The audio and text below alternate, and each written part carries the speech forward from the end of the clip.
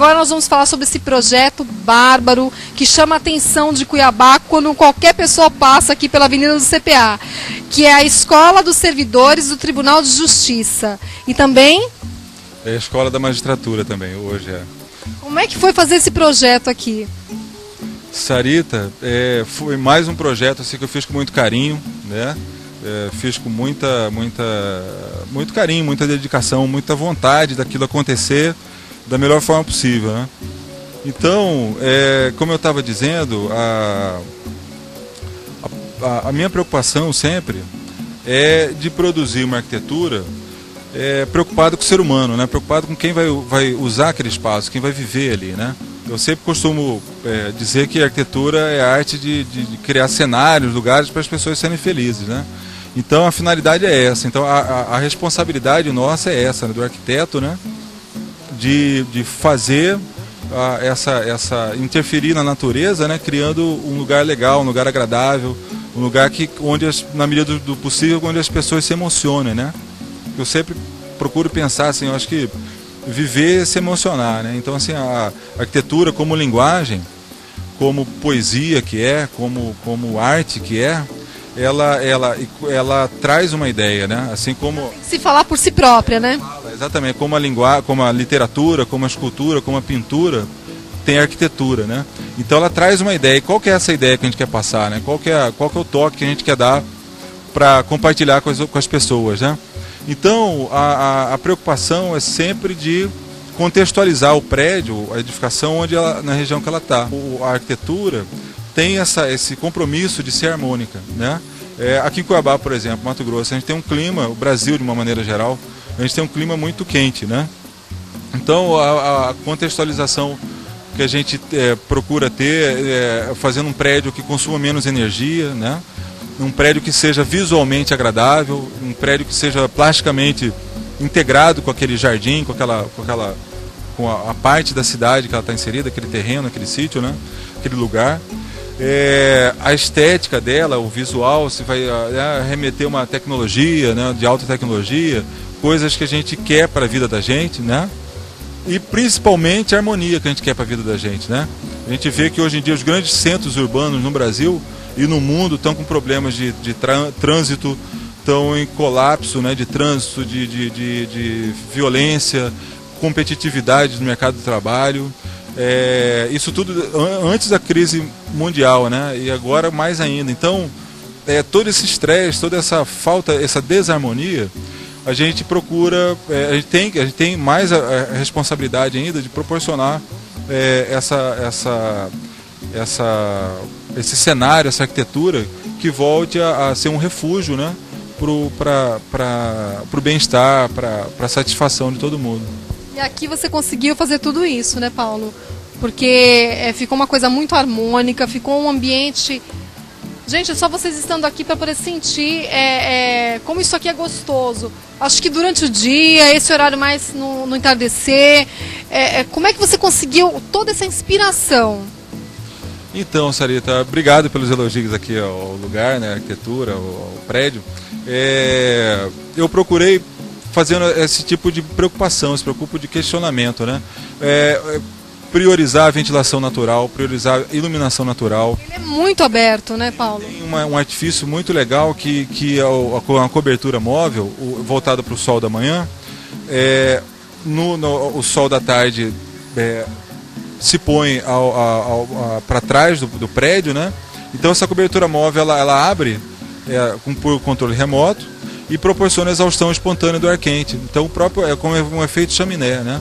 E isso tudo, Sarita, a gente tem na história da arquitetura, né?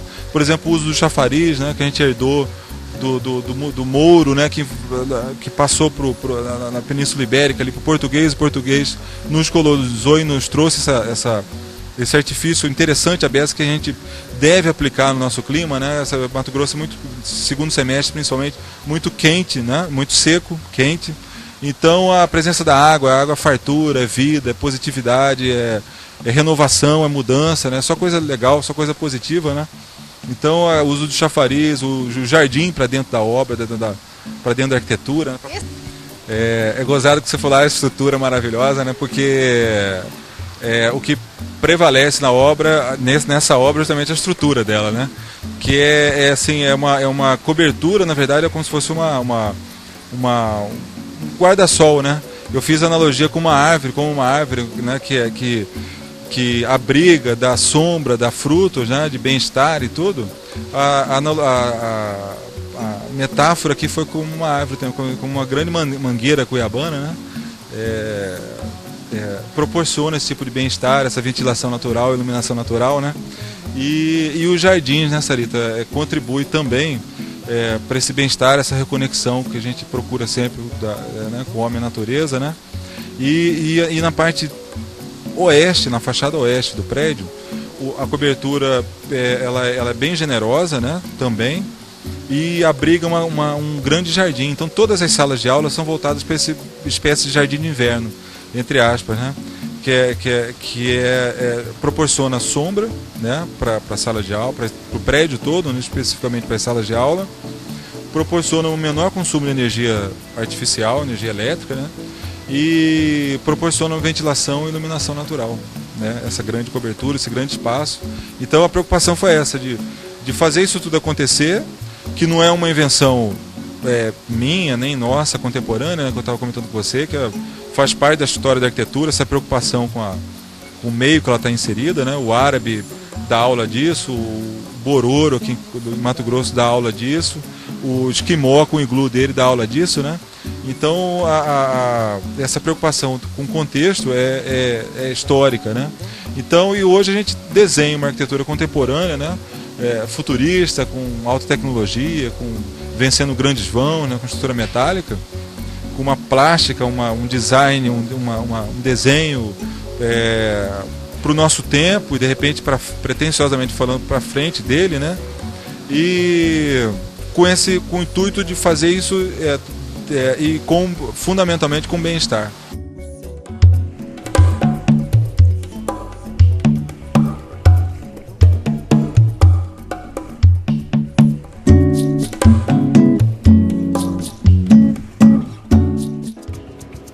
Projeto audacioso, né? Não é à toa que esse arquiteto ganhou o prêmio de 2007 como melhor arquiteto do Mato Grosso e do Brasil. Nós vamos agora para o nosso Decora Eventos de hoje, lá no Marralo.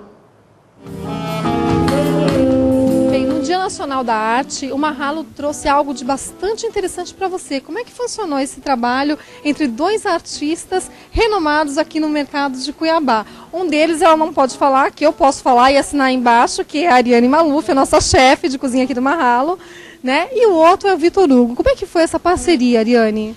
Em primeiro lugar, assim, receber o Vitor Hugo no Marralo é um prazer enorme, porque ele é um artista plástico nato da nossa terra e que retrata as paisagens maravilhosas da Chapada. E essa ideia surgiu assim, em unir a arte gastronômica e a arte plástica, né? Então nós nos inspiramos através dos alimentos da nossa região para formar os pratos, com os traços do Vitor Hugo finalizando cada prato que foi à mesa para os clientes.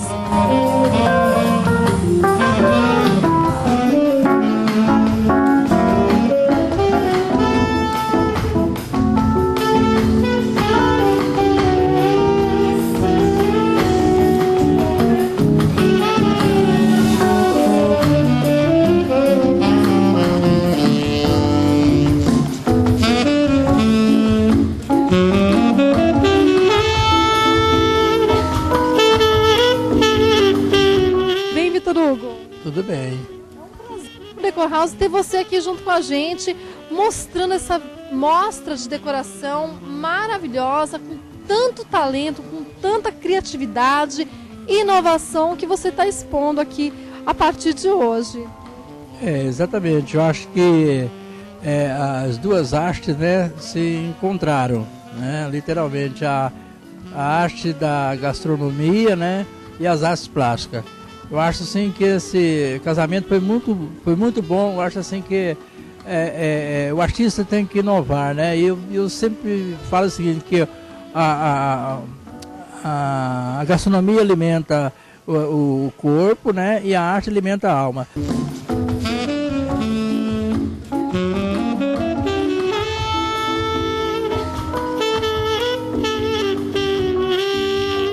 Tá gostando da entrevista? Daqui a pouquinho, depois do intervalo comercial, você acompanha um pouco mais da nossa entrevista aqui no Marralo com o Vitor Hugo.